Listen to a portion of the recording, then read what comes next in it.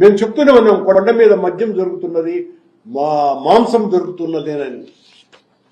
నిన్న బాలాజీ నగర్లో పోలీసు వాళ్ళు పట్టుకున్నటువంటి మద్యం వాళ్ళు చాలా మంచి షో ఇచ్చినట్టుగా బాటిల్స్ చూపిస్తూ మేము పట్టుకున్నాము అననే పాపం వాళ్ళు చాలా ఆనందంగా ఇచ్చినటువంటి పోజ్ ఇది.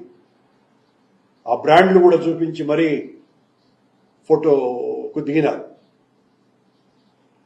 కొండ మీద మద్యం విచ్చలవిడిగా దొరుకుతుంది అనటానికి ఇది ఒక పెద్ద ఉదాహరణ.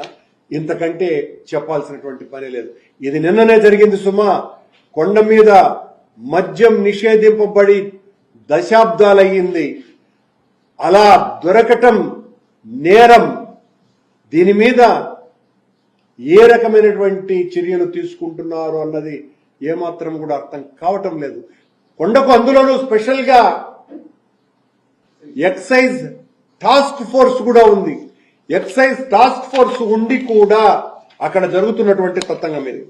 10 రోజుల ముందు ఇదిగో ఈ ఇద్దరు తప్ప తాగి మద్యంతో పాటు గంజాయి సేవించి ఆ డీటేప్ దగ్గర ఈ ఇద్దరు అక్కడ ఉన్నటువంటి గెస్ట్ హౌస్ల ముందర పడుకున్నటువంటి యాత్రికులను నిద్ర లేపి కొట్టి వీరంగం చేస్తే వీళ్లను పట్టుకోవటానికి 3 ఏవిఎస్ఓలు, 1 సిఐ, 4 పోలీసోళ్లు, 4 విజిలెన్స్ వచ్చినా కూడా వాళ్ళ ఆగడాన్ని ఆపలేకపోయినారు. ఇవన్నీ కూడా విజువల్స్ లో వచ్చినాయి. దీనికి సమాధానం లేదు.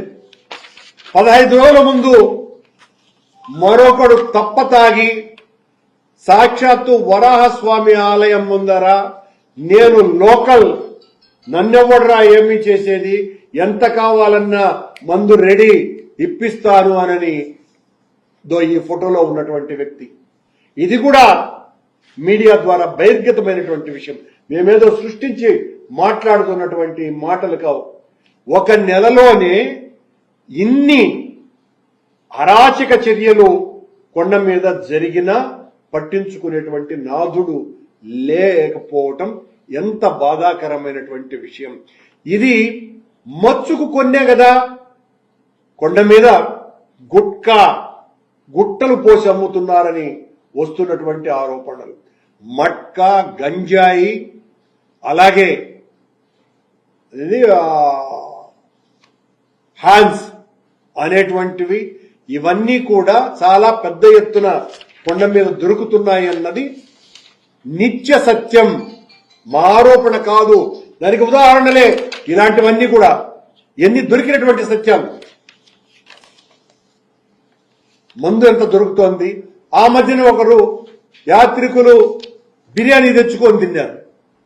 అంటే బిర్యానీ తెచ్చుకొని పైన తింటున్నా కూడా దాని మీద ఒక హెచ్చరికలు గాని ఏమాత్రము లేకపోవటం ఇంకెంత బాధ కలిగించేటువంటి విషయం.